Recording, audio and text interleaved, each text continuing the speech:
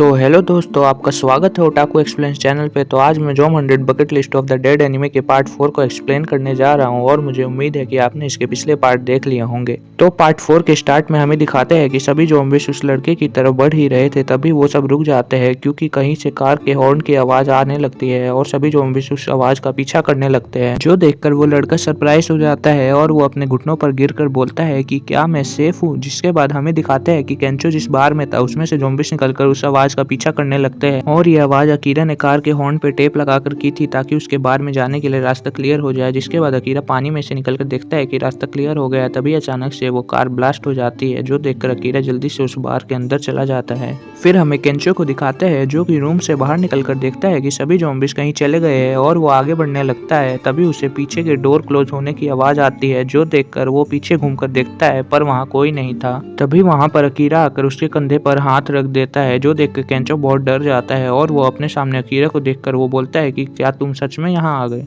तभी अचानक से अकीरा रोने लगता है और वो बोलता है कि केंचो तुम हमेशा सही थे कि मुझे वो कंपनी छोड़ देनी चाहिए थी, पर मैंने तुम्हारी बात सुनने की जगह हमेशा तुमसे जलता रहा कि तुम कितने सक्सेसफुल हो और मैंने परेशान होकर अपना सारा गुस्सा तुम पर निकाल दिया था, मुझे माफ़ कर दो। जो सुनकर केंचो हैरान हो जाता है और वो बोलता है कि तुम बस मुझे ये बोलने के लिए यहाँ आए थे, जहाँ पर अकीरा रोते हुए बोलता है कि मैं सच में माफ़ी चाहता हूँ। और फिर केंचो कुछ बोलने ही वाला था, तभी वहाँ पर ज़ॉम्बीज आ जाते हैं, जो देख अकीरा बोलता है कि मुझे जोर से नहीं बोलना चाहिए था, अब हमारे पास बचने का बस एक ही रास्ता है, चलो छत पर, जहाँ पर उन्होंने एसी डक्ट से गेट को रोक रखा था। जो देखकर केंचो बोलता है कि वो जल्दी ही इसे खोल लेंगे और आने लगेंगे और वो बोलता है कि अब हम क्या करेंगे। जो सुनकर अकीरा नीचे देखकर बोलता है कि हमें कूदना पड़ेगा और वो बोलता है कि जो सामने वाली बिल्डिंग है वो पास में ही है जिस पर हम कूद सकते हैं। जो सुनकर केंचो बोलता है कि ये इम्पॉसिबल है और हम ये नहीं कर सकते और वो ये बोल ही रहा था, तभी अकीरा भागने लगता है और वो बिल्डिंग से कूद जाता है। जो देखकर केंचो जोर से चिल्लाता है अकीरा,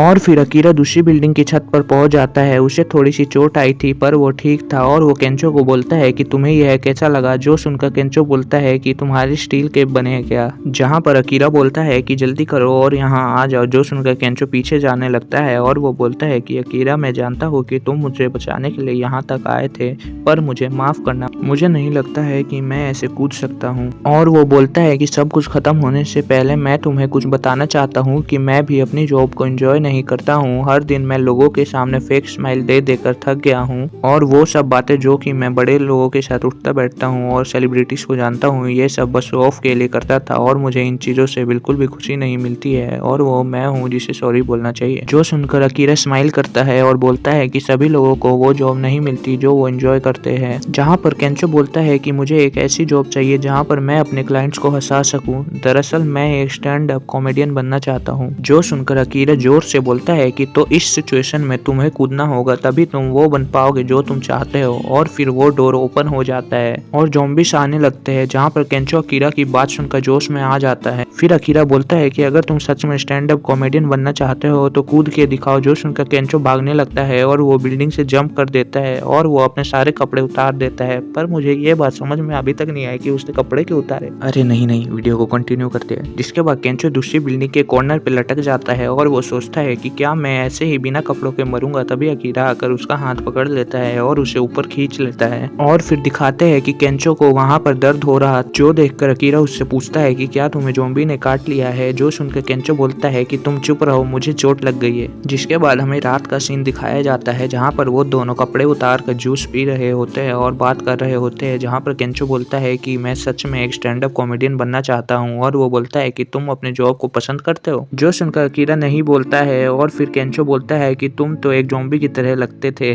फिर वो दोनों एक दूसरे के साथ थोड़ी देर मजाक करते हैं। फिर केंचो उससे बोलता है कि कुछ भी हो, लेकिन तुमने आज कमाल कर दिया, तुम तो एकदम उस इंसान की तरह लगते हो जो कि सभी लोगों को इस ज़ॉम्बी इन्फेक्शन से बचाएगा। जो सुनकर अकीरा बोलता है कि ऐसा नहीं होने वाला। जो सुनकर केंचो बोलता है कि हाँ शायद तुम ठीक कह रहे हो। जिसके बाद वो दोनों एक दूसरे के साथ मजाक करने लगते हैं और केंचो कुकिंग कर रहा होता है, जहाँ पर अकीरा उठकर बोलता है कि घर पर रहकर कैंपिंग करना सबसे बेस्ट है, जिसके अलावा इसमें और कुछ भी है। जहाँ पर केंचो बोलता है कि मेरा सीक्रेट इंग्रेडिएंट हैम है। जो सुनकर अकीरा बोलता है कि तुम उसके अलावा कुछ और भी डाल सकते थे। जो सुनकर केंचो बोलता है कि ज़ॉम्बीज को देखकर बोलता है कि अकीरा गुड लक।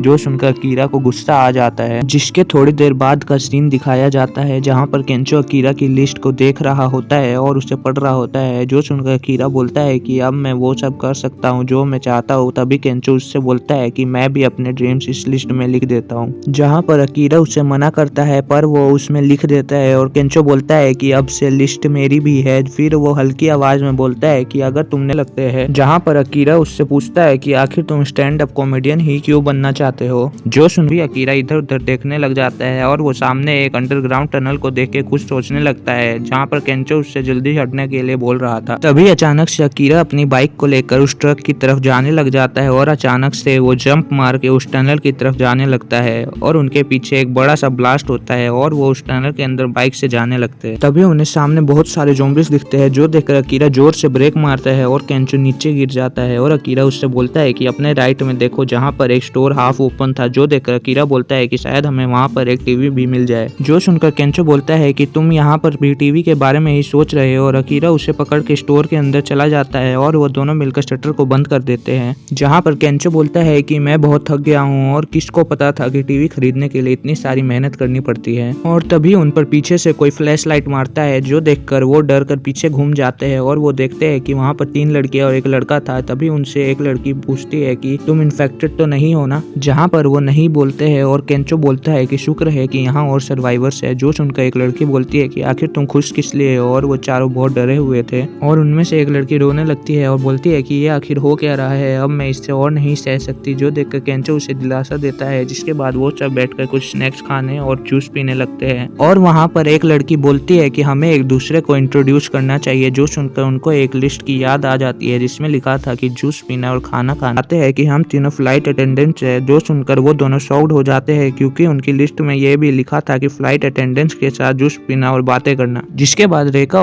बोलता है कि हाँ तुम सही कह रही हो, ये सही समय नहीं है ऐसी बातें करने का, और वो शर्मिंदा हो जाता है। जिसके बाद करना